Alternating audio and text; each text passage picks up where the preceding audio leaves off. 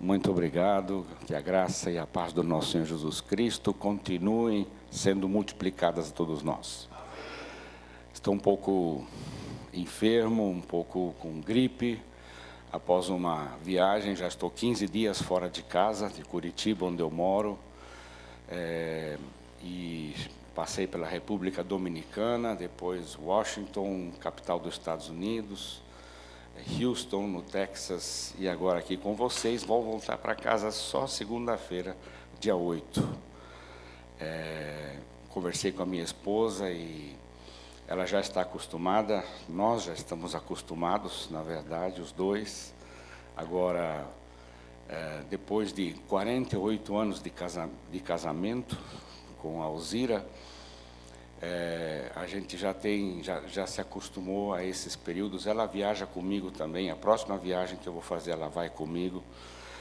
Então, é assim, a nossa vida é bastante agitada.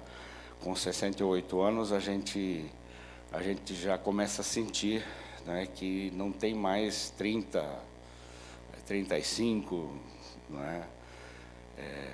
A Alzira e eu criamos 4 filhos, e eu sempre digo que filhos são uma bênção. Quem concorda comigo que filhos são uma bênção? Amém? Agora, netos são 2 bênçãos, é bênção em dobro, não é verdade? Bênção dobrada. Quem concorda comigo? Ah, bom, temos avós aí. Para mim é bênção dupla. Para mim, os netos são bênção dupla, porque é uma bênção quando eles vêm para a nossa casa nos visitar, e outra quando eles voltam para a casa deles. Porque nessa idade, Deus é tão sábio, né? Ele dá os filhos para a gente quando a gente é novo. Meu pai sempre dizia, novo e bobo, né? Agora a gente não é mais novo, agora a gente só é bobo, já não é mais novo. Porque quando a gente é novo, a gente tem paciência, a gente não precisa dormir tanto, ou precisa, mas consegue aguentar ficar acordado à noite e tal. Depois na idade mais avançada, aí os netos a gente curte, mima e devolve, não é? Recebe, curte, mima e devolve. É um prazer estar com vocês aqui, conhecer mais uma igreja no vasto, largo corpo de Cristo ao redor, no mundo. Deus tem me dado essa graça, oportunidade e tarefa também de viajar o mundo. Eu falo inglês, falo alemão também, porque eu sou de origem alemã. Vim para o Brasil com 3 anos de idade. Nasci lá 50 quilômetros daquela cidade que o pastor Daniel disse, lá na Áustria, Salzburgo, na divisa com a Alemanha. Meus pais eram refugiados de guerra. Os russos entraram no leste da Alemanha e eles tiveram que fugir, deixaram tudo, casa, bens, saíram com a roupa do corpo, a pé, atravessaram a Hungria a pé e chegaram na Áustria, onde a Cruz Vermelha tinha campos de refugiados. E meu pai conheceu minha mãe ali no campo de refugiados e casaram. Eu nasci, na certidão do meu nascimento está escrito, nascido no campo de imigrantes, campo de refugiados, barraca número 3. Esse é meu endereço de nascimento. Mas Deus foi tão gracioso, grandioso, que o presidente Getúlio Vargas, um pouquinho de história para os mais novos aí. O presidente Getúlio Vargas pediu para o embaixador brasileiro em Viena, na Áustria, a visitar esses campos de refugiados e oferecer a eles imigração para o Brasil, para aqueles que tinham ofício. Quem tinha um ofício, o embaixador estava sentado numa mesa, meu pai diz, com pilhas de passaportes amarelos. Passaporte amarelo, na época, era um passaporte da Cruz Vermelha, um passaporte só de ida, só de uma viagem, né, para emigrar. E meu pai se apresentou por ser metalúrgico, mecânico, e recebeu na hora, né, receberam 2 passaportes. Meu pai, minha mãe, outro, eu vim no passaporte do meu pai. Chegamos no Brasil, em Santos, no porto, não é? Nos colocaram em cima de um pau de arara, um caminhão Chevrolet 45, não é? E fomos ao interior do Paraná, onde estava havendo uma colonização, onde estavam formando uma colônia de imigrantes alemães. E levou 15 dias essa viagem, imagina. Hoje a gente faz em 6 mais 4, faz em 10 horas, 9, 10 horas, essa viagem. E eu fiquei doente, peguei febre, aquela preocupação, atolado no barro, no meio de nada, não é?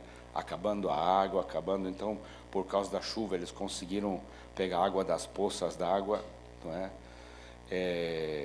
E acabando a comida, até que veio um trator, puxou o caminhão pelo atoleiro e conseguimos, mas ficamos atolados 3 vezes, não é? Dessa maneira, 2, 3 dias atolados. Mas Deus tinha um propósito, não é? Todos os nossos outros parentes, a maioria, imigraram para o Canadá, para os Estados Unidos, outros para a Austrália, e outros ficaram lá. Eu tenho primos ainda na Alemanha e na Áustria, que estão vivos ainda. Então, Deus é um Deus global, não é verdade? É um Deus global. Para Ele, qualquer habitante da terra, em qualquer lugar da terra, Ele sabe, conhece o nome, a identidade, cada célula do corpo. Você já parou para pensar isso? Que Deus grande nós temos, que Deus maravilhoso, e está no controle de tudo. Às vezes a gente pensa, não, acho que Ele esqueceu aquela parte da terra ali, aquela parte do mundo Ele não está nem aí. Não é verdade. A gente só pensa que Deus está vendo a gente na nossa prosperidade, no nosso sossego, não é? Não, Deus está vendo tudo. Deus está vendo a miséria, não é? E o triste é que tudo isso é causado pelo próprio homem, não é Deus que causou. Muita gente fala, se Deus existisse e fosse amor, Ele não deixaria as crianças morrer de fome na África. Mas elas não morrem de fome por causa de Deus. Elas morrem de fome por causa do ser humano, por causa do egoísmo, da avareza, luta por poder. A ONU manda caminhões com alimento e os guerrilheiros param os caminhões, confiscam a comida e fazem barganha com essa comida com as tribos que dão apoio a eles, e para alimentar o exército da guerrilha. Então o problema não é de Deus, o problema é do ser humano mesmo, o problema é nosso. Eu quero também dizer da minha alegria de que essa igreja também está fazendo a sua transição, e pelo que o pastor me disse ontem, que me pegou no aeroporto, você já tem mais ou menos 70%, é isso, pastor? 80% dos membros em células já, não é? Isso é sinal de fim dos tempos, não é? Numa igreja batista tradicional, né? É sinal de fim dos tempos. A primeira igreja presbiteriana de Manaus tem 111 anos, se não me engano, 112 anos. E o pastor José João, aliás, é a igreja de onde vem o pastor Caio, não é? O pastor Caio Fábio, que ainda é pastor, não é? Apesar das peculiaridades dele. Essa igreja também, ela fez, o pastor José João fez os nossos treinamentos dos módulos. Nós temos 4 módulos de treinamento para igrejas fazerem a transição. Cada módulo é um fim de semana e ele é de 3 em 3 meses, com toda a liderança da igreja. Já treinamos aqui no Brasil, nesses 20 anos, mais de 25 mil pastores e líderes. O pastor Paulo Mazzoni, da IBC, fez os nossos módulos. Pastor Wander, do Recreio dos Bandeirantes, fez os nossos módulos. Aliás, o pastor Wander disse, olha, eu quero que todos os meus líderes façam os módulos. Então ele alugou lá uma casa de retiro, que era um lar católico, lá mesmo no Recreio, e colocou 180 pessoas, todos professores de escola dominical, todos líderes, diáconos, diretoria, pessoas de influência que não tinham cargo na igreja, e fizemos os 4 módulos com eles, né? Dá uma olhadinha o que tem lá hoje no Recreio dos Bandeirantes, né? Pastor Josué Valandro, da Igreja Atitude, aqui também fez os módulos lá em Minas Gerais, lá onde ele morava, acho que era em Ipatinga, fez os 4 módulos. Ele fez com o pai dele, o pastor Josué Valandro, o pai, não é? O pai e filho fizeram os módulos de transição. Então, essa igreja de Manaus, de 111 anos, pastor Zé João, hoje eles estão... eles começaram, os módulos, eles tinham 600 membros, e hoje eles estão com quase 15 mil membros na cidade de Manaus, não é? A Assembleia de Deus de Manaus, também por causa do G12, que estava em Manaus, pastor René Terranova, esse pastor Batista, a Assembleia de Deus foi forçada, o doutor Bill Beckham, nos Estados Unidos, chama isso de desespero santo. Quando a igreja está desesperada, quando ela não consegue mais manter os membros, quando ela não consegue crescer, quando ela está atolada, então ela bate o desespero santo e a igreja está aberta para a mudança, está aberta para alguma coisa diferente, para poder sair do atoleiro. E a Assembleia de Deus está perdendo muitos membros para a igreja do pastor Terra Nova.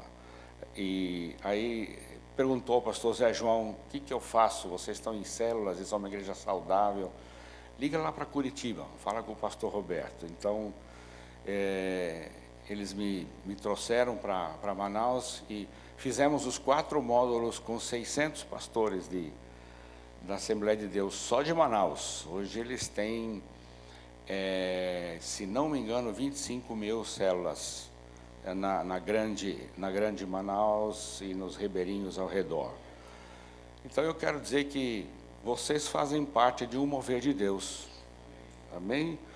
Vocês fazem parte de um grande mover de Deus. Eu dei os módulos na Suíça, na Alemanha, na Coreia do Sul eu dei o módulo 3, o pastor Show mandou 80 pastores da equipe pastoral dele, do conselho pastoral dele, porque eles estavam perdendo o DNA, estavam perdendo, né, porque você sabe que a visão vaza, né? A visão bíblica de uma igreja do Novo Testamento, ela vaza, porque nós estamos nadando contra a correnteza, nós estamos indo contra a maioria, que o pastor disse, a maioria que só quer glória, só quer prosperidade, só quer bem-estar, saúde a qualquer preço, não é? Saúde total. Então, na verdade, vocês vão perceber, ou já estão percebendo, de que para manter a visão, manter essa convicção, a visão da igreja do Novo Testamento, tem um preço a pagar, tem um custo. Por isso, os pastores sempre têm que estar reforçando a visão, sempre tem que estar renovando a visão, sempre está preenchendo de novo, não é? Porque vaza. E quando a visão vaza, os mortos ressuscitam. Ou seja, as coisas do passado, os programas e toda a igreja de consumidores, ela volta a existir. O povo quer consumir. Hoje, as maiores igrejas são igrejas de programa, igrejas de consumo, onde as pessoas vêm com a sua família porque tem bom sermão, boa música, né, bons programas. Não vem para servir, vem para consumir. Então essa é a situação das igrejas ao redor do mundo hoje, independente da denominação. Independente da denominação, todo pastor se esforça e precisa se esforçar para apresentar uma boa coisa para manter os seus membros. Senão as igrejas maiores, as mega igrejas, elas sugam os membros. Elas sugam os membros das igrejas menores.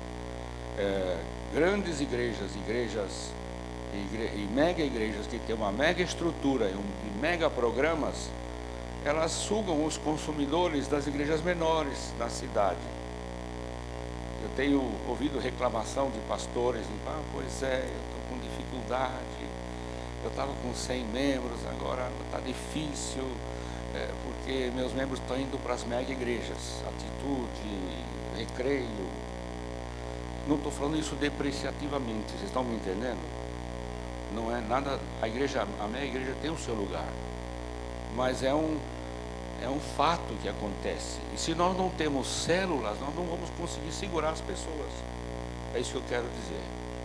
A célula transforma o consumidor em produtor, né? Em edificador.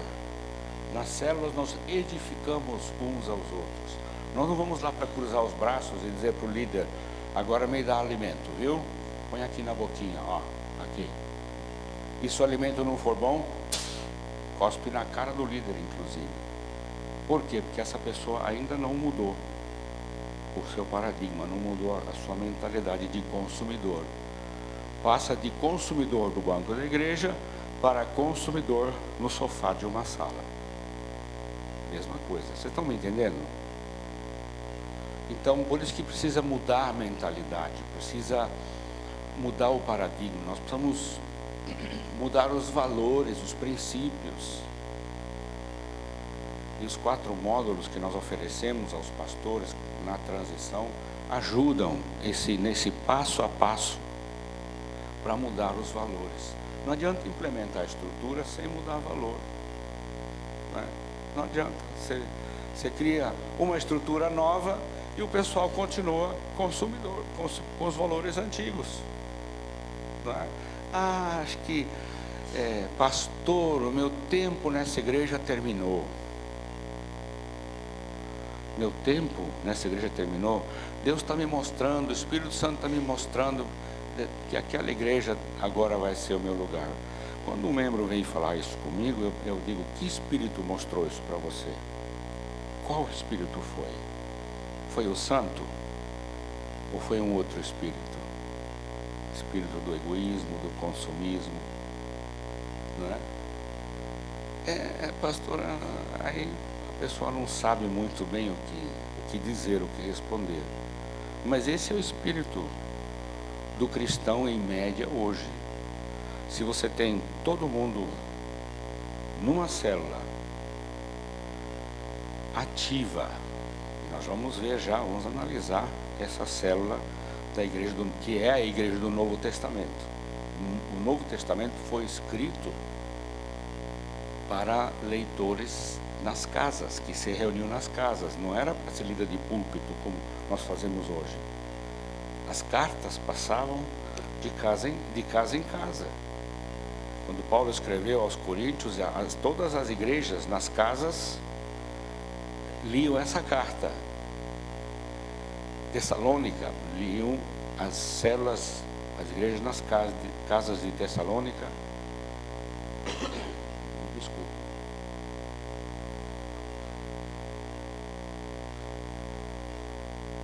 Liam as cartas e com o tempo eles guardavam as cartas e trocavam. Então Tessalônica mandava as cartas que receberam de Paulo para Roma, de Roma mandava para Filipos, e assim, e até que 500 anos depois se resolveu fazer uma compilação, que se chamou cânon, para que essas cartas fossem, na verdade, um ensino doutrinário básico da igreja cristã. E nós temos elas até hoje, graças a Deus, dessa forma. Mas lembre-se, elas não foram escritas para uma comunidade do atacado, como eu falo, não é? Hoje nós estamos reunidos no atacado. Lá na sua célula você está reunido no varejo. Elas foram escritas para serem lidas no varejo e não no atacado. Por quê? Porque todas as expressões uns aos outros Não tem nada a ver com o grupo grande. Não mintam mais uns aos outros. Onde você detecta mentiroso? No culto não tem mentiroso. Não é todo mundo sentado, bonitinho, banho tomado, não é? Perfumado. Oi, irmão, tudo bem? Tudo bem? Então, o pastor vem, louvor. A gente senta um pouquinho, levanta um pouquinho, louva um pouquinho, né? Senta outro pouquinho. Aí vem a oferta, dá um pouquinho de dinheiro também. Aí vem o sermão, você dorme um pouquinho, acorda um pouquinho, dorme mais um pouquinho, de tudo um pouquinho, né? Se tiver muito, aí o pessoal vai embora. Então tem que ser bem, acorda um pouquinho, dorme, aí no final levanta de novo um pouquinho, canta e vai embora. Detectou algum mentiroso? Não detecta. Agora na célula é diferente. Suportai-vos uns aos outros, perdoai, levai as cargas uns dos outros. Tudo conselho para a vida no varejo, minha gente. Nada a ver com atacado. Amém? A igreja do Novo Testamento. Como é essa igreja do Novo Testamento? Eu costumo dizer que ela é uma igreja de duas asas. A asa do grupo pequeno e a asa do grupo grande. A igreja foi formada desse jeito por Jesus Cristo. Não foram os apóstolos que fundaram a igreja, não. Deram à igreja a sua eclesiologia. Quem deu foi Jesus Cristo. Os apóstolos simplesmente aprenderam com Jesus Cristo por 3 anos e colocaram em prática o que aprenderam com Jesus. Então lá em Atos 2 diz que eles se reuniam no pátio do templo para ensino dos apóstolos, que é o sermão que nós temos hoje, não é? E nas suas casas, lá partiam o pão, faziam oração, a Santa Ceia era nas casas, não é? Todos os uns aos outros, os atos pastorais, eles eram todos exercidos nas casas, pelos sacerdotes. Quem eram os sacerdotes? No Novo Testamento. Quem são os sacerdotes até hoje no Novo Testamento? Todos.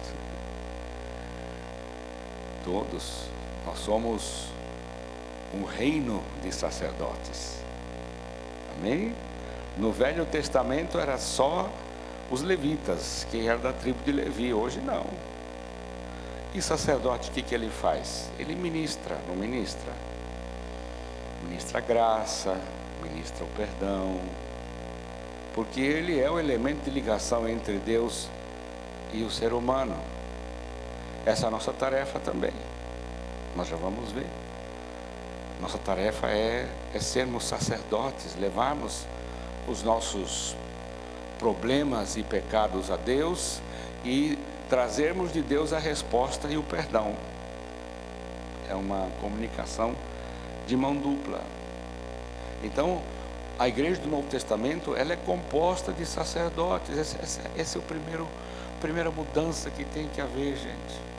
Nos tempos hoje, até 300 anos foi assim. 312 foi o primeiro concílio onde se estabeleceu de que a igreja cristã seria a igreja oficial do Império Romano, a convite do imperador Constantino. Nessa época, nos próximos 20 anos, morre a igreja do grupo pequeno. Deixa eu achar aqui o laser.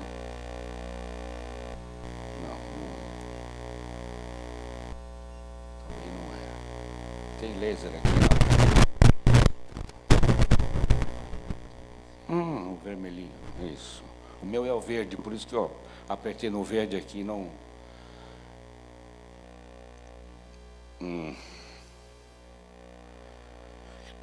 Então, o pássaro perdeu essa asa do grupo pequeno. E nós estamos há 1.700 anos tentando voar só com essa asa aqui. E uma ave com uma asa não voa, ela voa em círculos e não levanta voo. Por isso que nós perdemos para o crescimento populacional. De 250 milhões de pessoas que existiam no planeta na época de Jesus, até hoje, que temos uma base de 7 bilhões e meio, nós perdemos, estamos perdendo ainda, porque não conseguimos voar. É por isso que o Senhor está restaurando a asa hoje do grupo pequeno. Os nossos tempos modernos, sempre houvera, durante a história, não tenho tempo para fazer uma análise histórica aqui, mas sempre houve épocas em que pessoas que reconheciam isso, tentavam levar a igreja de volta para ter também a sua reunião nas casas, e eram mortas pela Inquisição, mortas. Então, uma igreja de duas asas, ela voa, ela cumpre com o seu papel. As duas asas têm funções diferentes. E essa asa do grupo pequeno não compete com a asa do grupo grande. As duas se complementam para que o pássaro possa voar. Não há competição. A função da célula é diferente da função do culto. E um complementa o outro. No culto nós temos o sermão. Nós temos a reunião corporativa, onde cantamos juntos, onde ofertamos juntos, onde olhamos e afirmamos e confirmamos a nossa fé, que nós somos muitos, que o corpo de Cristo é grande. E principalmente o sermão, que é a espinha dorsal da igreja. Na prática vai se aplicar o que ouvimos no sermão no domingo. Não sei se esse é o costume aqui também, se a célula tem a aplicação prática do sermão de domingo. Não é assim. 90% das igrejas, não estou dizendo que tem que ser assim, cada um acha o seu caminho. Mas 90% das igrejas em células ao redor do mundo, o sermão de domingo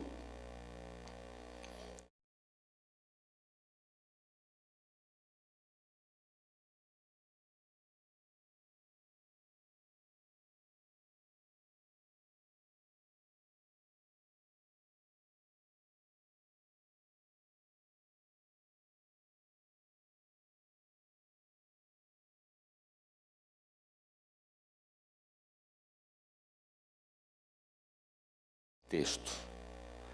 Tem algum exemplo da tua vida que você pode se identificar com esse texto? E a terceira pergunta, o que é que você precisa fazer para estar de acordo com o texto? Você tem alguma área na sua vida que você precisa mudar de acordo com esse texto? Então, as duas asas se complementam no sentido de que nós precisamos, se nós ouvirmos só o sermão e depois na célula e não temos um outro lugar para colocar em prática, como é que nós vamos fazer? Não é? Eu fui pastor 15 anos, sem células. Meus primeiros 15 anos de ministério, eu preguei 1.200 sermões, mais ou menos, eu fiz um cálculo. E o que é que mudou depois de 1.200 sermões? Se o pastor prega 2 sermões por semana, ele prega 100 por mês, em média. 10 anos, 1.000 sermões. O que é que muda? E aí, depois de 10, 15 anos de ministério, na vida do pastor, é que ele começa muitas vezes, eu tenho relacionamento com muitos pastores, vem o momento da crise. Puxa, meu ministério não está indo para frente, não está... Eu prego sobre perdão, 3, 4, uma série de 3, 4 sermões sobre perdão, mas no gabinete vem um membro atrás do outro dizendo, olha, o cabra me ofendeu, outro cabra me ofendeu aqui, outro né? E será que não ouviu eu pregar que precisa perdoar? Ouviu. Mas só ouviu. Entrou aqui, ficou aqui um pouco e saiu por aqui. Tem que entrar aqui, passar para o meio, descer para o coração, um palmo, e depois ir para as pontas das mãos, para pôr em prática. Assim nós crescemos na fé. Só de ouvir, não crescemos. Então, a igreja do Novo Testamento, uma igreja das duas asas. Vou falar hoje, rapidinho, sobre o grupo pequeno, porque o culto já existe há 1700 anos. A igreja do Novo Testamento tinha esse lema: cada casa era uma igreja, e cada membro um ministro ou um sacerdote. Deus mostrou essa frase para várias pessoas, né? Nós estávamos juntos uma vez, vários pastores, e precisamos de uma frase. Aí fomos conversando, orando, e Deus nos deu essa frase: cada casa, uma igreja, cada membro, um ministro, um sacerdote. Vamos dizer, todo mundo? Cada casa, uma igreja, cada membro, um ministro, um sacerdote. Cada casa não é uma igreja independente. Está debaixo de guarda-chuva e da liderança do pastor sênior e da equipe pastoral. Não é uma bagunça que cada um faz o que quer, não. Tá? Assim era no Novo Testamento também. Então, as células foram feitas para vencer, para penetrar na sociedade e vencer. Por isso que o Dr. Bill Beckham, um dos meus gurus, desculpe do termo guru, lá de Houston, ele diz assim que ele define a célula como uma máquina de guerra leve, ágil e feroz. Leve, porque ela se desloca, né, de uma casa para outra. Ágil, porque ela tem uma agilidade de penetrar, e feroz, porque o inimigo não tem como. O inimigo não quer que a gente viva comunidade, que a gente viva comunidade eclesial de base, que a nossa eclesiologia seja uma eclesiologia de base. Ele quer manter o atacado está bom, o culto está bom, e se aqui não dá mais, vai para outra igreja, assiste o culto numa outra. E se cansou da outra igreja, do outro culto, os programas não são mais interessantes, vão para outra. Mas a célula é uma máquina de guerra leve, ágil e feroz. Diferente do paquiderme institucional, né? Que está preso num lugar fixo, e a ordem, em vez de ir, a ordem é venha, venha, venha, não é? A gente canta, não canta? Vem, esta é a hora da adoração. Vem, depois 3 vezes repete. Vem, vem, vem. Está errado, gente. Então, muda isso aí. Muda para vai, esta é a hora da adoração. Sai, né? Depois vai, sai e vai. Essa é a ordem que Jesus nos deu, fazer discípulos, indo, batizando e ensinando-os a guardar, ou seja, obedecer. Tudo que eu tenho ensinado a vocês. Então, discipulado, gente, não é ensinar doutrina, não. Discipulado é ensinar a obedecer. Se você é obediente, você pode ser discipulador. Se você não é obediente, por favor, não discipula ninguém. Porque você vai tornar a outra pessoa também desobediente. Então, discipulado é ensinar a obedecer tudo que...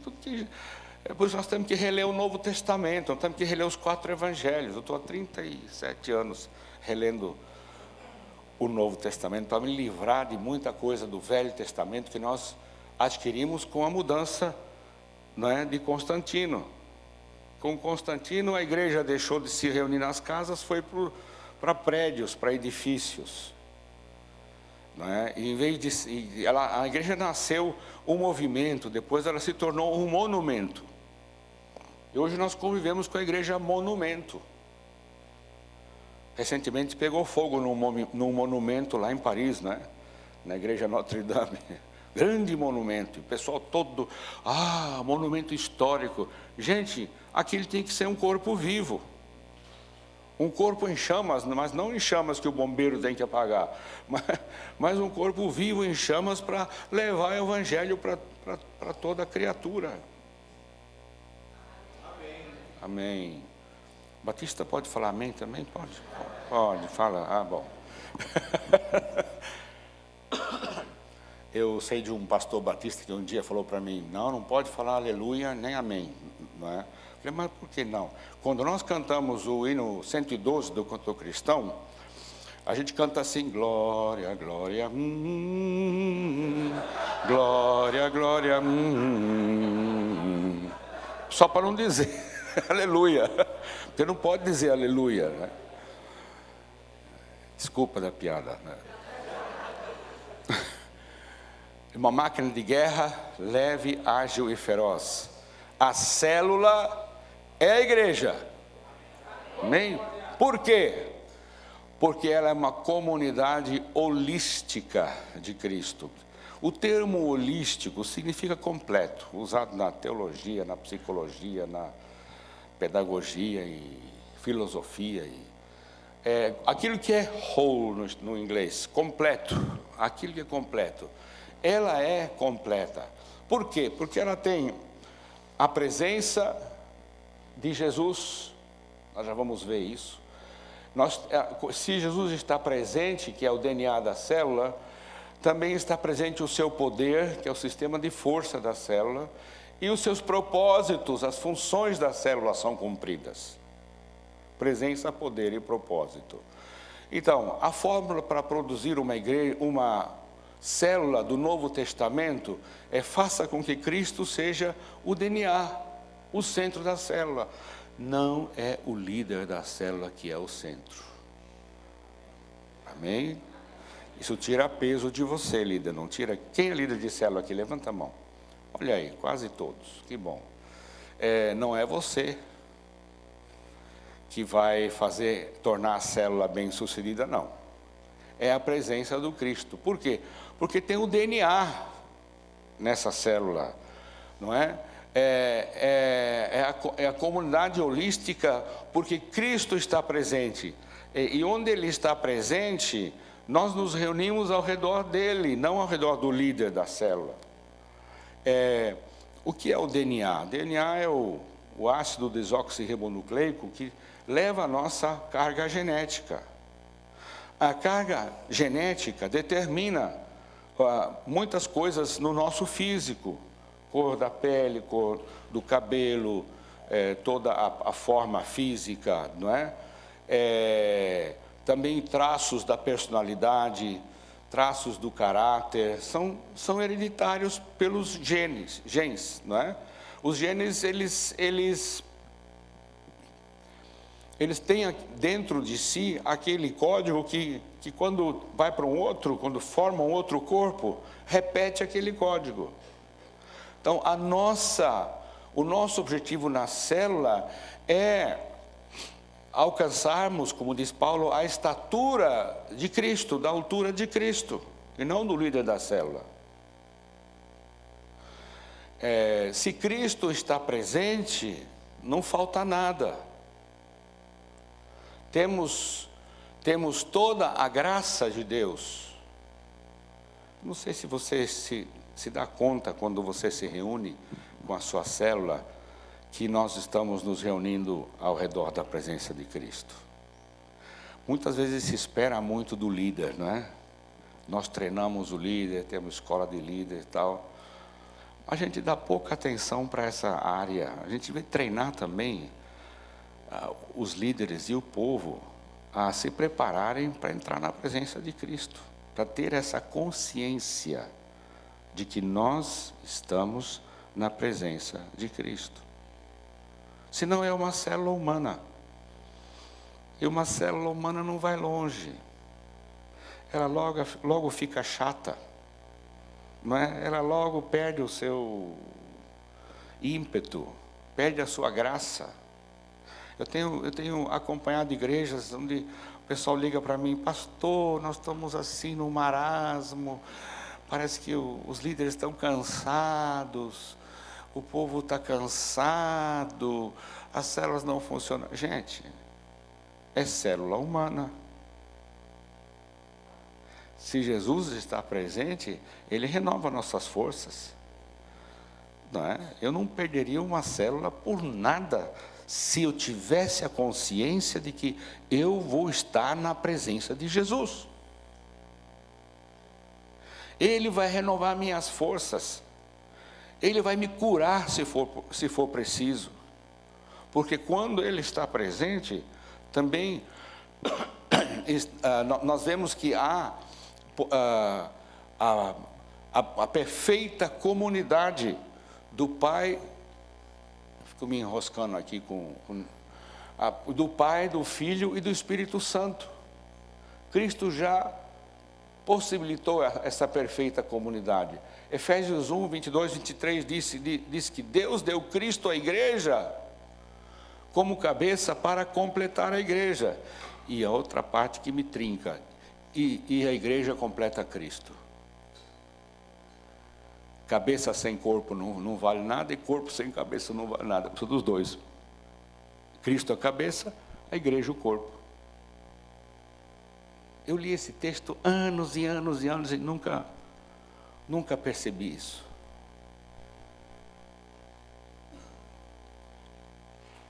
Amém? Nós não construímos comunidade, nós entramos na comunidade por meio da cruz. Quando Cristo morreu na cruz, Ele possibilitou, na verdade, a religação entre Deus e o homem. Meus pecados foram perdoados, os meus pecados que me separavam de Deus foram removidos. E agora meus pecados não existem mais. E é por isso que eu posso ter contato, eu posso ter comunhão com Cristo, por meio da cruz. Mas eu preciso também ter uma outra morte, a nossa própria morte. E Romanos 6, Paulo diz: todos morreram. E ele diz também: eu fui crucificado com Cristo na cruz, e agora já não sou mais eu quem vive, mas é Cristo que vive em mim. Então a morte sabe qual é a pior coisa para uma célula? A pior coisa para uma célula é crente vivo.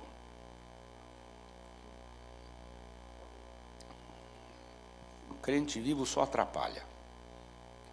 Ele só tem as suas preferências, os seus desejos. Por que não fazemos diferente? Por que faz assim? Nós precisamos orar mais na célula. Nós precisamos adorar mais na célula. Nós precisamos nos aprofundar mais na palavra na célula. Vocês nunca ouviram isso, né?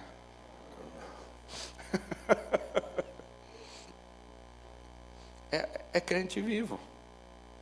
E sabe, 2, 3 crentes vivos que murmuram, resmungam o tempo todo na célula, mata o líder. O líder se cansa, o líder não aguenta isso. O líder está lá para levar o pessoal adiante, não é? Põe uma primeira, põe uma segunda, põe uma terceira, aí quando muda para a quarta, da quarta para a quinta, os vivos apertam o freio. Não é? Os vivos freiam. Aí tem que começar tudo de novo, primeira, segunda, terceira, aí não esperam nem chegar na quinta, na quarta já freiam de novo. Quantos meses um líder desse vai aguentar na sua sã consciência? Por isso que é muito importante dizer logo do início. Nós temos um material chamado A Igreja de Acordo com os Sonhos de Deus. São 14 semanas que a gente passa com as pessoas antes de entrar na célula. Membro de igreja que vai para a célula. Crente novo não precisa, porque crente novo não tem entulho para tirar, não é?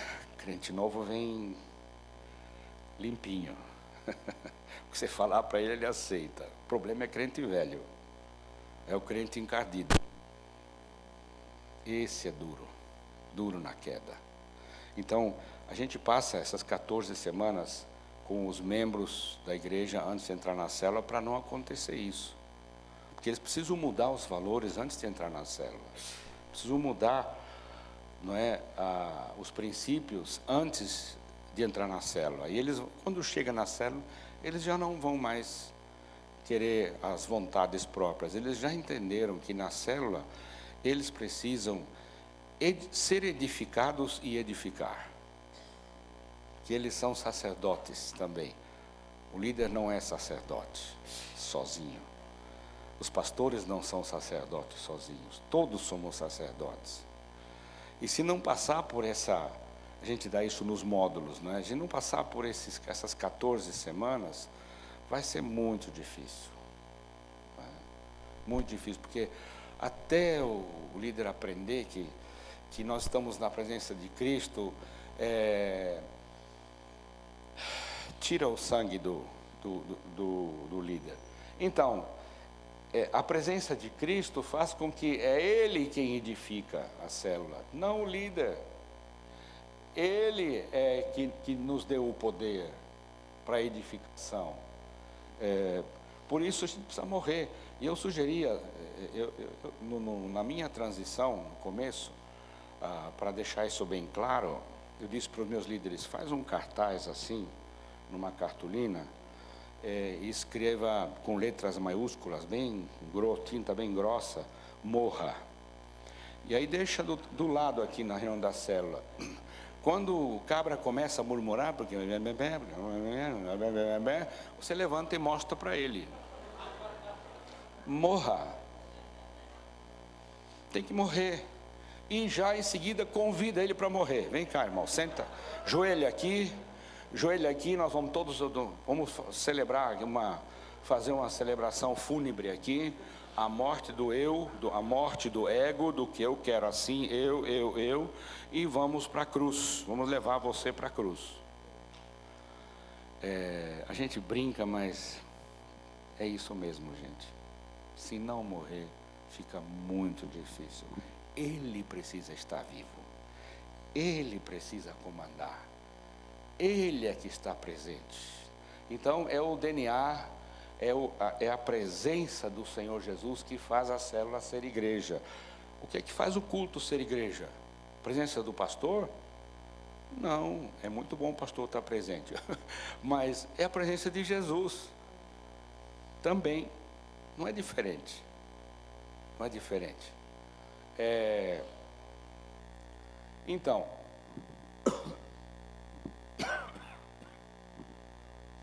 1 Coríntios 12, desculpe, a igreja do Novo Testamento baseia-se na vida em comunidade. Paulo diz em 1 Coríntios 12 que, embora sejamos diferentes membros, fazemos parte, todos fazemos parte de um só corpo.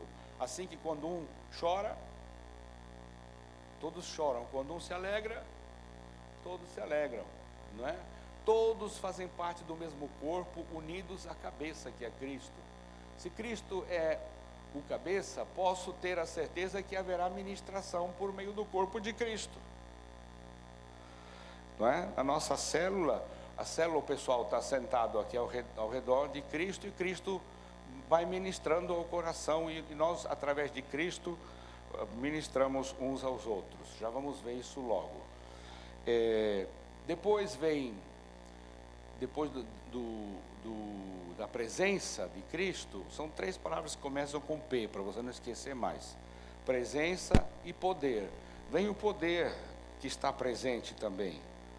O poder está presente pela oração, muito poder tem a oração do justo, né? Tiago diz lá no fim da sua carta, o profeta Elias era homem simples como nós, orou e não choveu, aí orou de novo, choveu. Gente, se ele pôde fazer isso, não é? Nós também podemos. A oração tem muito poder. A oração é na verdade o diálogo, a conversa com o Cristo presente, não é?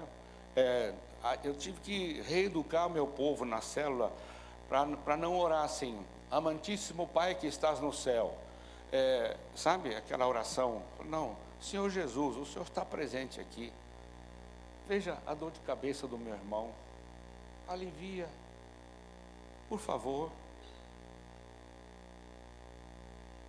Ele está presente. Você não vai orar ao Deus transcendente, você vai orar ao Deus imanente, ao Deus que está em nós. Ele é também transcendente, mas agora na célula ele está no nosso meio, não é?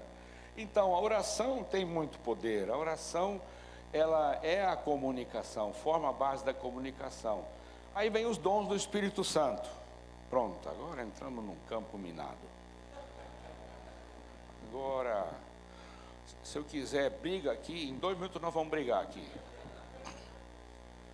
É interessante, né, que os dons foram dados por Jesus, entregues pelo Espírito Santo. E, na verdade, eles são para união, para ministração e não para divisão. E nos últimos 100 anos, divisão. Tem gente hoje que nem acredita mais que os dons existem hoje, que eles são válidos hoje. Que corpo pobre é esse que não tem dons? Como é que nós vamos edificar uns aos outros sem os dons? Os dons do Espírito Santo são ferramentas entregues pelo Cristo presente para edificar, para nos edificarmos. O que é edificar? É construir. Se o irmão está triste, aconteceu alguma coisa difícil na vida dele, Deus vai dar um dom para um dos irmãos, ou 2 ou 3, para consolá-lo, né? Outro irmão está com um problema e não sabe a solução. O Cristo presente vai dar um dom, não é? Para 1 ou 2 ou 3, para falarem com ele, para dar a ele a mensagem. É o dom de revelação. A gente nem sabe às vezes que o que nós estamos dizendo vem do Espírito Santo. Eu lembro numa reunião de célula, um crente novo, 3 semanas de convertido, 1 mês no máximo, e estava na célula e tinha uma pessoa que abriu o coração, e esse crente novo deu uma mensagem para essa pessoa, assim que eu fiquei assim: peraí, ele não estudou teologia, ele não conhece a Bíblia ainda. De onde vem isso? Só pode vir de uma fonte. Só pode vir do Cristo presente através do Espírito Santo. Né? Nós pastores que fizemos teologia, fizemos mestrado, nós temos a obrigação de dar respostas, né? É isso que o povo pensa. E aí na célula o pessoal fala: eu vou ficar de bico calado, porque eu não fiz teologia, eu não fui ungido, não fui consagrado. Todos fomos ungidos e consagrados. Amém? Amém. Diga para o teu vizinho: você tem o Espírito Santo, por isso você foi ungido.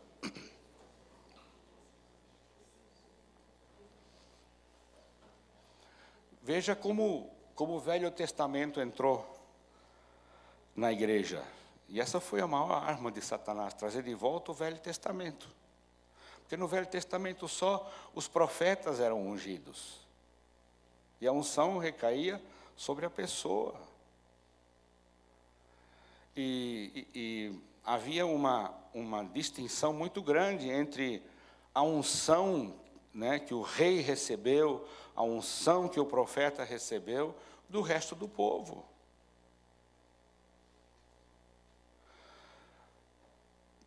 No Novo Testamento não tem esse negócio de unção e outros não são. No Novo Testamento todos são.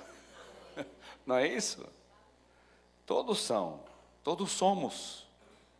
Veja como nós temos que nos livrar de tanta coisa do Velho Testamento que entrou na igreja, porque essa foi a arma do inimigo, trazer o Velho Testamento de volta para cortar, tirar o fio da nossa espada, para apagar a nossa luz, para impedir o avanço e o crescimento da igreja.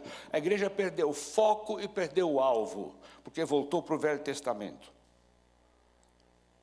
Em muitas coisas. Essa questão do sacerdote é uma. A questão do templo é outra. O templo já foi destruído no ano 70. Eu e você agora somos templo do Espírito Santo, não é verdade? O véu do templo se rasgou de cima a embaixo. Para quê? Para que todos os sacerdotes do Novo Testamento pudessem ter acesso a Deus. Aí vem Constantino e costura o véu de volta. Tem um livrinho em francês de um padre, imagina, do século passado, começo do século passado. E ele escreve, o título é O Véu Recosturado, o véu reconstruído. Constantino reconstruiu o templo, remendou o véu, e hoje vivemos sobre essa teologia.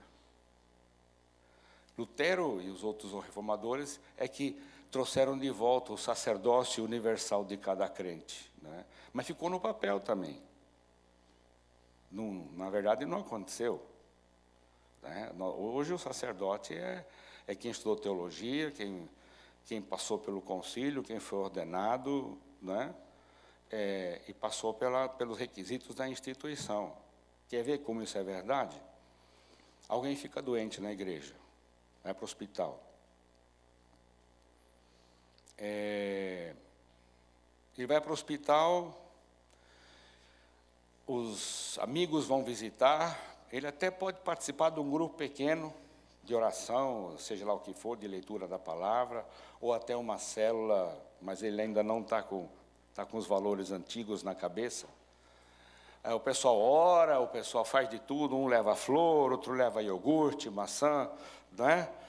E outro vai lavar a roupa dele na casa, porque se é uma irmã que está doente.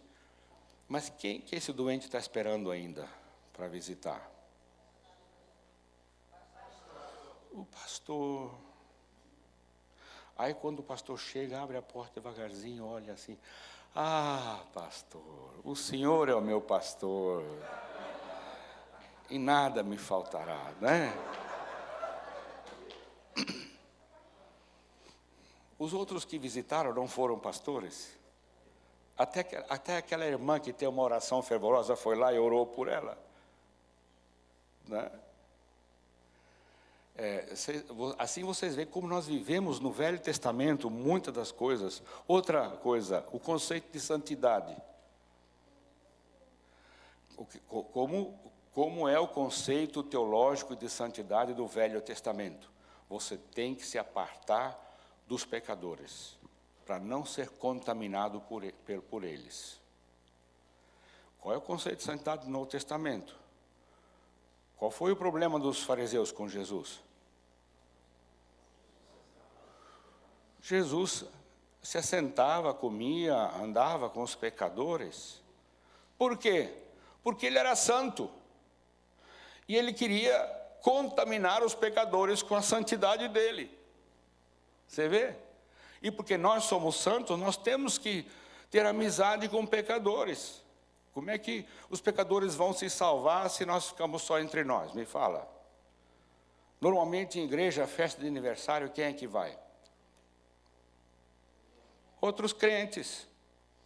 É hora de convidar nossos amigos do trabalho, o vizinho, as pessoas do nosso relacionamento. Mas não, a gente nem sabe mais como conversar com pessoas que não são crentes. A gente já está há 20 anos, 30 anos, só entre nós. E está tão gostoso entre nós, pastor. Está bom. Perdemos a nossa capacidade de influenciar outras pessoas. Então, os dons do Espírito Santo foram dados como capacitação para edificação.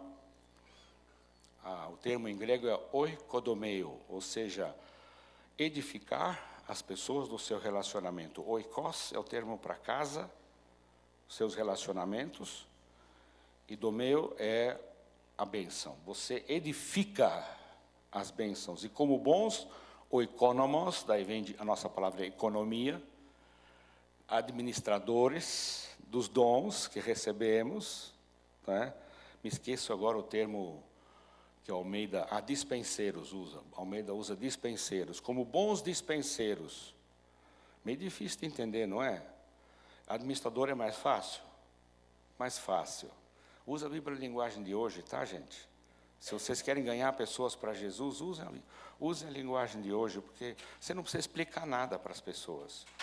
Você tem que explicar as concupiscências, você tem que explicar, meu Deus do céu, tem muito crente que não sabe o que é isso, não é? Vamos usar uma linguagem que o João da esquina, o Pedro da barraca ali, a Maria da feira, não é, conhecem. É muito, muito importante isso. Os dons foram dados para edificar o corpo, não para o meu prazer, não para estrelismo particular. Está vendo? Eu tenho esse dom, você não tem, nina, viu? Não, não é isso não. Os dons são carisma, são atos de graça de Deus que Ele dá para nós. Temos que andar, hein? Misericórdia, meu tempo terminou. Quando é que é a minha próxima mensagem? Mas aí é culto já, né? Então, eu vou passar só rapidinho ainda o poder. Temos ainda a palavra como poder. A palavra tem poder, gente. Há poder na palavra. Ela é uma espada que corta dos dois lados, para frente e para trás. Esse é o poder. Por isso nós temos que ler mais a palavra, gente. A igreja brasileira hoje é carente de palavra. Ela tem muitos modismos que vêm de livros, né? E muitas vezes de falsos profetas. Modismos. Mas não tem a palavra. E quando eu digo palavra, é a eclesiologia do Novo Testamento. Mais precisamente os 4 evangelhos. Eu estou pregando sobre Jesus nos últimos 10 anos da minha vida. E não me canso. E cada dia eu descubro mais coisas. Porque Ele é o autor e consumador da nossa fé, não é isso? Amém? Use a palavra. Depois vem o propósito. Santificação. Aqui você tem o núcleo, onde está o DNA, aqui está o citoplasma da célula, que protege e apoia o núcleo, e aqui está a membrana da célula do corpo humano. Estou fazendo uma comparação com a célula do corpo humano. O propósito é santificação. Santificação, num contexto de vida em comunidade, faz você crescer. Agora tem aquele santo isolado. Aquele santarrão que não precisa de nada, de ninguém, e fica cada vez mais santo, ou seja, cada vez mais fariseu. O fariseu é aquele santo que não presta contas a ninguém, é aquele que sabe tudo, aquele que não precisa de nada, não precisa de ninguém. Às vezes não precisa nem de Jesus. Agora, quer realmente se tornar cada vez mais santo? Como Hebreus 12, 14... seguir a paz com todos e a santificação, santidade, sem a qual? Olha, é sério, hein? É sério, hein? Por isso que os fariseus não não gostavam de Jesus. Porque eles já eram santos, e Jesus comia com os pecadores, imagina. Então, santificação, que mais? Evangelismo. Isso aqui é um capítulo, isso aqui é para um dia inteiro. Como fazer evangelismo de corpo, junto com a célula evangelizando, a célula colocando numa lista de bênção. Nós temos essa lista em Curitiba. Você pode pedir a lista de bênção, onde tem 2 nomes de amigos de cada membro da célula. Se tem 10 membros da célula, tem 20 nomes nessa lista. E a gente ora toda a reunião da célula, no final da reunião, sobre esses nomes, por esses nomes. Tenho cada história para contar para vocês que, sabe, funciona. A célula é o melhor veículo de evangelismo. Dons, já falamos, os dons também são um propósito. Cada um recebeu um dom, diz Paulo.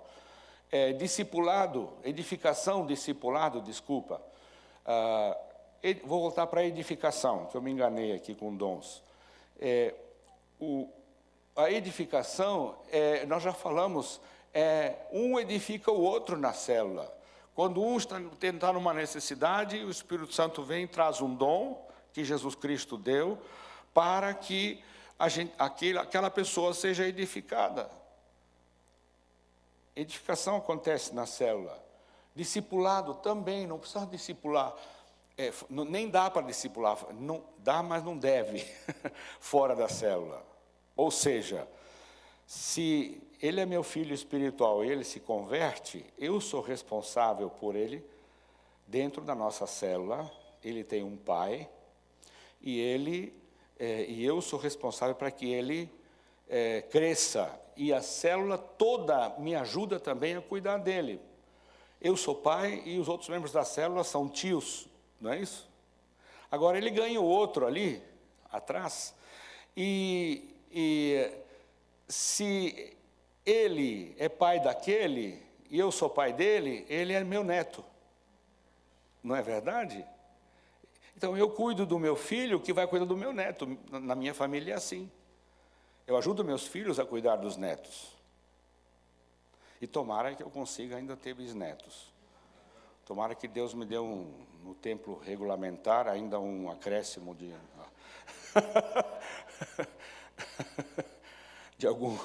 alguns anos, para ver meus bisnetos.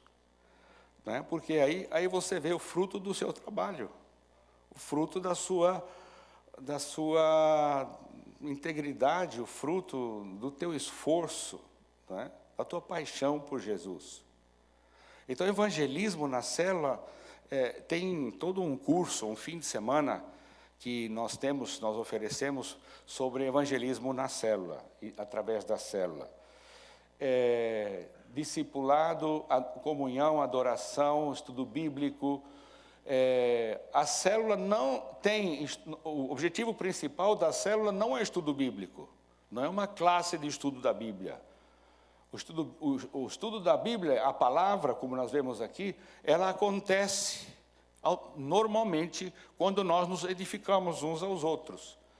Tem a batalha espiritual, não tem lugar melhor do que pegar no chifre do capeta dentro da célula. Por quê? Porque Jesus Cristo está presente. Em primeiro lugar, ele não se manifesta ali. É difícil. Todos os meus anos de experiência, difícil de um inimigo se manifestar ali. E quando se manifesta, ele não tem chance nenhuma. Porque Cristo está presente. Ele só fala assim: Senhor, toma conta dele. Pronto. Você não precisa gritar, não precisa pular, não precisa... Senhor, por favor, manda ele embora daqui. Liberta essa pessoa. E olha, por isso que a célula é o lugar ideal, por causa da presença, do poder e do propósito de ministérios também. Ministérios, se você tem um ministério na igreja, você precisa participar da célula. Igrejas em células do mundo inteiro, quando elas caminham na sua transição e chegam a um certo ponto, não é, de terminar a transição, ou seja, 90% das pessoas, dos membros, 95% participam de uma célula, sempre vai ter um grupo resistente. Eu quero uma palavrinha aqui para os pastores. Não desprezam aqueles que ainda não entenderam. Não desprezam aqueles que não estão ainda, entende? Tenha paciência, muito cafezinho com essas pessoas, muito churrasco com essas pessoas, tá? Me convida quando fizer um churrasco com essas pessoas, tá? Mas quando chega já lá na frente, todo mundo que tem um ministério na igreja deve participar e precisa participar de uma célula. Ah, pastor, eu quero participar no grupo de teatro da igreja, mas eu não tenho muito tempo, então eu vou deixar da célula por um tempo. Não. Se você não estiver na célula, você não vai participar no grupo de teatro. Por quê? Porque você não vai ser pastoreado.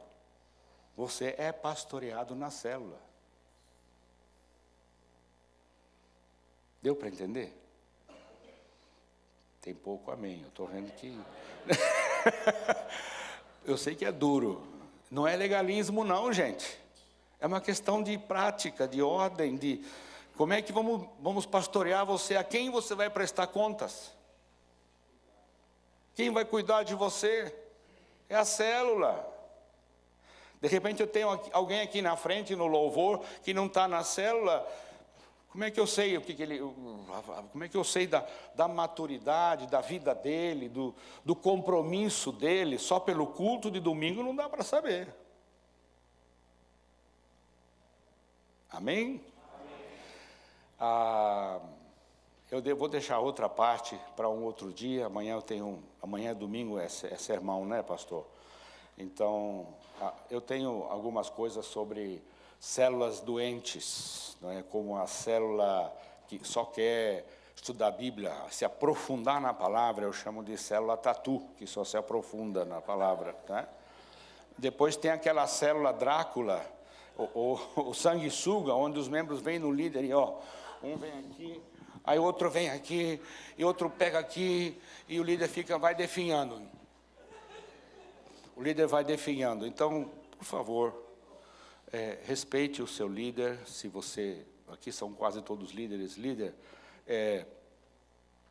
fique tranquilo, porque você está na presença de Jesus. Amém?